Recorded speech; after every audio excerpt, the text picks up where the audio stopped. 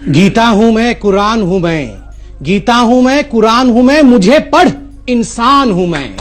आप अगर इंसान की बात करते ना ओवैसी साहब, पहले तो मेरा सलाम स्वीकार करिए, नमस्कार स्वीकार करिए। आप बड़े नेता तब कहलाते जब आप इंसान की परेशानियों की, सुन लीजिए, मैं आपके बीच में बिल्कुल शांति से सुन रहा था।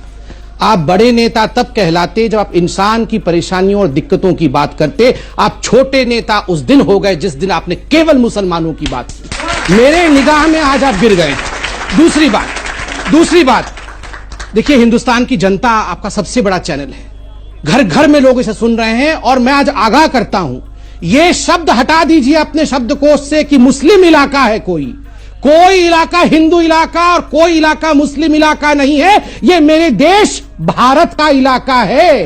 तो आइंदा ओवैसी साहब, मैं बहुत अदना सा लड़का हूं, आप बड़े लोग हैं, ये अदना सा भारतवासी आपसे एक बात कह देता है, आइंदा ये हिम्मत मत करना आप कि किसी इलाके को ये कह दो कि ये मुस्लिम इलाका है। हम बंटवारा नहीं चाहते।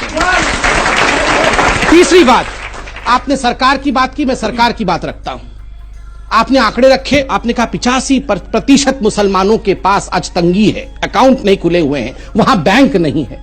मैं आपसे सवाल पूछता हूं साहब, 10 वर्षों तक यूपीए की सरकार में जो राज करती रही, आप उसके कोएलिशन पार्टनर थे। बैंक कोई शुतुरमुर्ग की तरह, कोई फंगस की तरह 4 दिन 5 दिन 3 महीने में नहीं खुलते हैं, इन्हें दशकों लगते हैं। नहीं, जनधन के पर तो आप अपनी पीठ मैं जनधन पर दे रहा हूं, आपने अकाउंट खोला है तो थोड़ा तो जिम्मेदारी लेनी पड़ेगी। आप बताइए, 25 करोड़ अकाउंट पहली बार हिंदुस्तान में खोला, क्या नाम पूछ के अकाउंट खोला कि तुम्हारा नाम अब्दुल है या तुम्हारा नाम राम है?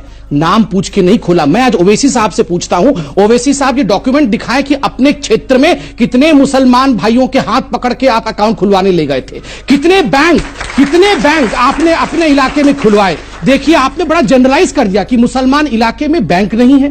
कौन जिम्मेदार है? मुझे दुख के साथ कहना पड़ रहा है कि आप जैसे मुसलमान नेता, जिन्होंने गरीब मुसलमानों को, वो बाबा बैठे हैं मेरे, देखिए, इनको दबा के रखा वर्षों तक ताकि ये आपका वोट बैंक बना रहे, ताकि इनका अकाउंट न खुल सके। क्यों नहीं सिखाया आपने वहां बैंक क्यों नहीं खोला इतने वर्षों तक? मैं आपसे इतना ही कह रहा हूं कि इस मुल्क की आजादी में सबने हिस्सा लिया। आपने नहीं लिया था, मैं इतिहास लेके आया हूं सर। भाई, you did not want Hyderabad as India. इनकी पार्टी का फाउंडेशन इसी बेस में था कि हैदराबाद हिंदुस्तान का हिस्सा नहीं बनेगा। था कि नहीं? जब आप कहते हैं कि यहां दिक्कत है और पार्लियामेंट नहीं चलने देते हैं, आप कहते हैं यहां दिक्कत है और कहते हैं केवल मुसलमानों की बात करेंगे, हिंदुओं की बात नहीं करेंगे, तो ये मैं सोचता हूं कि सियासत हो रही है। लोगों के तकलीफ के नाम पर राजनीतिक पार्टी अपनी सियासी रोटी सेकने की कोशिश कर रहे हैं। इसीलिए मैं ओवैसी जी के इतिहास को गिना रहा था, हिंदू मुस्लिम बनाने के लिए नहीं गिना रहा था कि हर चीज पे वो हर विषय को हिंदू मुस्लिम कर देते हैं। इससे दुख होता है, क्योंकि एक बड़े कद का नेता जब हर विषय को धर्म के लाइन पे बांट देगा। मैंने ऐसे ही याकूब मेमन का उदाहरण नहीं दिया, मुझे भी तकलीफ होती है जब समाज बढ़ता है, इसलिए दिया कि चाहे हिंदू हो चाहे मुसलमान हो, कोई गलती करेगा तो फांसी पे चढ़ जाएगा।